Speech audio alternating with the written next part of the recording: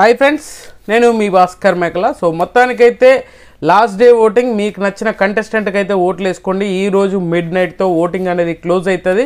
So ఖచ్చితంగా మీకు నచ్చిన కంటెస్టెంట్కి ఓటు వేసుకొని వాళ్ళని అయితే సేవ్ చేసుకోండి. అండ్ నిజంగానే ఈసారి మాత్రం ఒక షాకింగ్ కంటెస్టెంట్ అయితే వెళ్ళిపోతుంది అన్నట్టుగా కనిపిస్తుంది.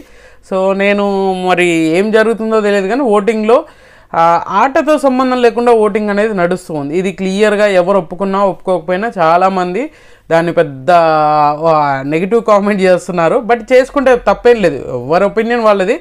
చేసుకున్నంత మాత్రాన అక్కడ జరిగింది మారిపోదు, మనం చెప్పింది ఏమన్నా అదైపోదు అనమాట. సో కళ్ళ ముందు కనిపించేది, కళ్ళ ముందు కనిపిస్తుంది మాత్రమే మనం చెప్తాం తప్పితే ఏదో లేని ఊహించుకొని చెప్పాల్సిన అవసరం నాకు లేదు, పర్సనల్లీ అయితే నాకు లేదు. సో మొత్తానికి థర్డ్ డే అసలు ఈరోజు ఓపెనింగ్ ఓటింగ్ ఏంటి అని అంటే అసలు పెద్ద డైలమా ఉంది. నిన్నటికి ఈరోజు చూసుకుంటే పెద్ద డైలమా అయితే ఏమీ లేదు. బట్ అప్ అండ్ డౌన్స్ అయితే చాలా అవుతున్నాయి. ఫస్ట్ 3 పొజిషన్స్ బాగానే ఉంటున్నాయి, బట్ ఆ తర్వాత ఉన్న పొజిషన్స్ 5 పొజిషన్స్ ఏంటంటే అసలు షబ్లింగ్స్ అవుతున్నాయి, పైన కిందికి పైకి అయిపోతున్నాయి అనమాట. అందుకనే కొంచెం టైం తీసుకొని చేద్దాము అని చెప్పేసి లేట్గా చేస్తున్నాను, లేకపోతే మార్నింగే వీడియో పెడుతుంటే. సో మొత్తానికి నిఖిల్ యాజ్ యూజువల్గా నిఖిల్ నిన్న ఎపిసోడ్ చూశారు కదా, ఎపిసోడ్ చూసినాక నిఖిల్ ఎపిసోడ్ అదిరిపోయే ఎపిసోడ్ పడుతుంది అని చెప్పాము ఆల్రెడీ నిన్న ఈవినింగ్ వీడియోలోనే.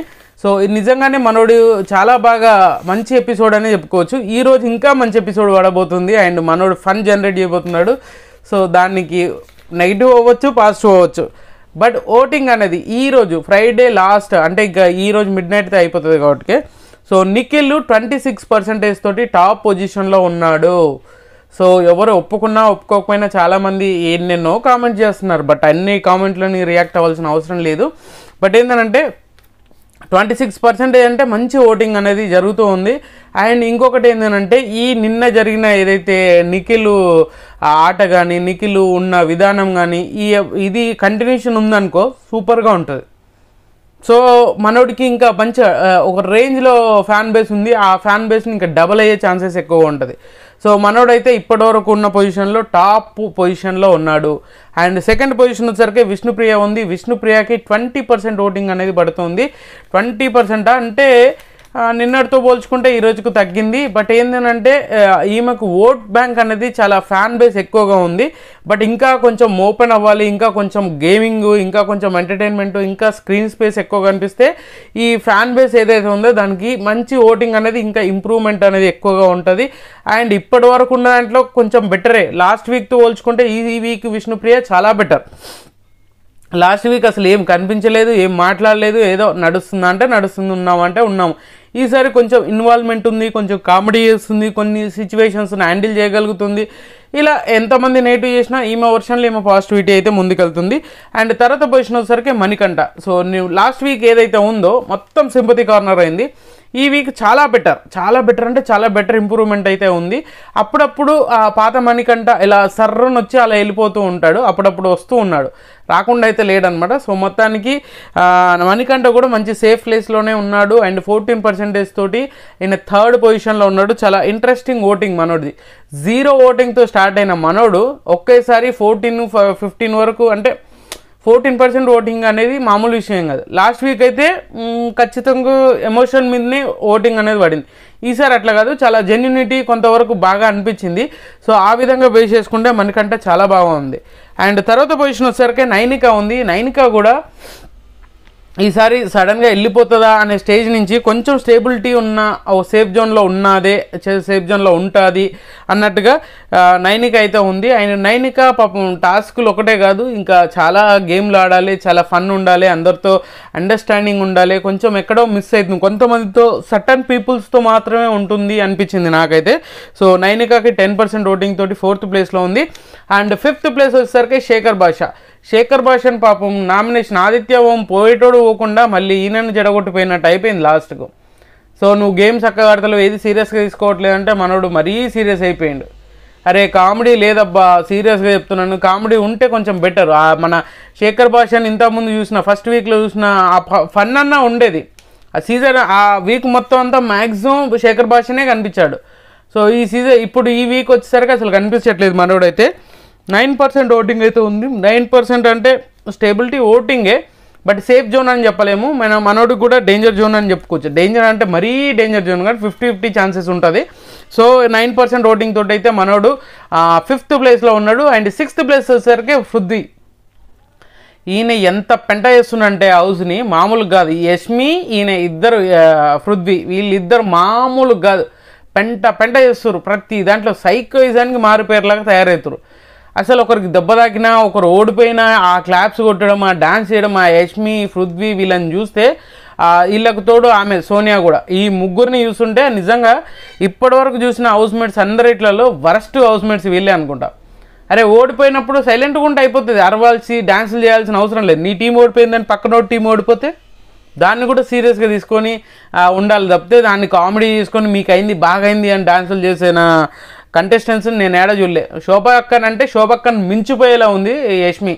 మించిపోయి ఉండదు కాదు, ఎప్పుడో మించిపోయింది పాపం. శోభక్క మరీ ఇంత దారుణంగా ఉండదు, ఏదో కొంచెం యాటిట్యూడ్ ఉంటుంది కానీ మరి ఈ రేంజ్ యాటిట్యూడ్ అనేది ఈ రేంజ్లో అయితే లేదు. సో పృథ్వీకి 8% ఓటింగు. మనోడు కూడా బాగానే ఉంటుంది అబ్బా, ఎక్కడి నుంచి పడుతుందో ఓటింగు. సో మనోడు ఒక దత్తపుత్రిక, ఇద్దరు దత్తపుత్రికలు, ఒక దత్తపుత్రుడిలాగా తయారైందనమాట సీజన్. సో పృథ్వీ కూడా సేవ్ అయ్యే ఛాన్సెస్ ఎక్కువగా ఉంది నాకు అనిపిస్తుంది. ఎందుకో ఈ ఓటింగ్తో కాకుండా ఒకవేళ అలాంటి సిచ్యువేషన్ వచ్చినా బాటంలో ఉన్నప్పుడు ఖచ్చితంగా మనోడిని సేవ్ చేసే ఛాన్సెస్ ఎక్కువ ఉంది.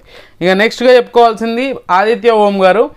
ఆదిత్య ఓం గారు పాపం ఆయనకు వచ్చిరాని తెలుగులో, వచ్చిరాని లాంగ్వేజ్లో వాళ్ళు మాట్లాడేది ఈయనకు అర్థం కాక, ఈయన మాట్లాడేది వాళ్ళకి అర్థం కాక, రూల్స్ రెగ్యులేషన్స్ అని చెప్పేసి పాపం మనోడు కట్టుదిట్టంగా ఏదో చేద్దామో అని అనుకుంటున్నాడు. లాస్ట్కి వచ్చేసరికి ఏదీ లేకుండా పోతుంది. ఏ దారి లేకపోతే ఏదో ఒక దారిలో పోవాలి కానీ మొత్తానికి అన్ని దారులు మూసేసుకొని అందులోనే కూర్చుంటారంటే కుదరదు కదా. బిగ్ బాస్ అట్లీస్ట్ ఎంటర్టైన్మెంట్ మీరు ఏదో చేద్దాం అనుకుంటున్నారు, బట్ ఏది అవ్వట్లే. సో ఆదిత్య ఓం గారు వెళ్ళిపోయే ఛాన్సెస్ అయితే 95% ఉంది. సో 99 కూడా ఛాన్సెసే ఉంది, 95 కాదు 99 కూడా ఉంది. అండ్ అంతే ఈక్వల్గా కిరాక్ సీత కూడా ఉంది. కిరాక్ సీత ఇన్ వెరీ డేంజరస్ పొజిషన్లో ఉంది. సో ఖచ్చితంగా మీకు నచ్చిన కంటెస్టెంట్ కోటేసుకోండి. వెళ్ళిపోయినాక అరే మా వాళ్ళని అన్ఫేర్ చేసిర్రు అని అనుకునే దానికంటే ముందే ఓటింగ్ అనేది వేస్తే బెటర్ అనేది నా పర్సనల్ అభిప్రాయం. సీత చాలా బాగా గేమ్ ఆడుతుంది, చాలా బాగా కాంట్రవర్సీ చేయగలదు, చాలా బాగా హౌస్ని ట్రీట్ చేయగలదు, చాలా బాగా కనెక్టివిటీ అనేది ఎక్కడ మిస్ కాకుండా చేస్తుంది అనేది నాకు అనిపించింది అనమాట. సో కనెక్టివిటీ ఆల్మోస్ట్ ఉండదు. కనెక్టివిటీ ఎవరిని డిస్టర్బ్ చేయకుండా, ఎవరిని ఎక్కడ కనెక్ట్ అవ్వాలి, ఎక్కడ ఎవరితో గొడవ పెట్టుకోవాలనేది బాగా లాజికల్గా ఆలోచించి లాజికల్గా థింక్ చేసే పర్సన్. బట్ ఈమె నుంచి ఇంకా ముందు చాలా ఎక్స్పెక్ట్ చేయొచ్చు మనం, అంత కంటెంట్ వస్తుంది అనేది నాకు అనిపిస్తుంది ఎందుకో. సో వెరీ స్ట్రాంగ్ ఫిల్లర్ లాగా ఉంటుంది అని అనుకుంటే ఈమెను ఈ వీక్ పంపించేలా ఉంది అనమాట ముచ్చట. సో ఈసారి సీత వెళ్ళిపోయే ఛాన్సెస్ అయితే 95% కాదు 99% ఈమె కూడా ఉంది. ఆదిత్య ఓం కానీ అండ్ సీత కానీ వీళ్ళిద్దరు ఇట్లలో ఒకరు వెళ్ళిపోతారు. ఖచ్చితంగా రాసి పెట్టుకోండి, రాసుకోరా సమ్ అన్నట్టుగా రాసుకోండి. ఏదైతే ఇద్దరు ఇట్లలో ఒకరు ఖచ్చితంగా వెళ్ళిపోయే ఛాన్సెస్ ఉంది. ఓటింగ్ అంత దారుణంగా ఉంది వీళ్ళిద్దరికి. ఆదిత్య ఓం కంటే సీతకి మరి ఓటింగ్ ఎందుకు తక్కువ పడుతుందో నాకు అర్థం కావట్లేదు కానీ, బట్ పొజిషన్స్ అయితే నిఖిల్ అయితే టాప్లో ఉన్నాడు. తర్వాత పొజిషన్ విష్ణు, తర్వాత పొజిషన్ సరికి మణికంఠ, తర్వాత నైనిక, తర్వాత శేఖర్ భాష తర్వాత పృథ్వీ తర్వాత ఆదిత్య ఓం తర్వాత కిరాక్ సీత. సో వీళ్ళైతే ఖచ్చితంగా ఇద్దరు ఇట్లలో ఒకరు వెళ్ళిపోతారు, ఆదిత్య ఓం కానీ అండ్ సీత. నా పర్సనల్ అభిప్రాయం ఏంటంటే సీత అన్న కంటెంట్ ఇస్తుంది, కొంచెం ఎక్కడ రియాక్ట్ అవ్వడము, హౌస్లో కనిపించడం అలాంటివి జరుగుతుంది. కానీ ఆదిత్య ఓం గారు ఎక్కడా పెద్దగా కనిపించట్లేదు, ప్రతిదానికి రిస్ట్రిక్షన్స్ లాగా ఫీల్ అవుతున్నాడు, రిస్ట్రిక్షన్ లాగా ఉంటున్నాడు అని నాకు పర్సనల్గా అనిపించింది.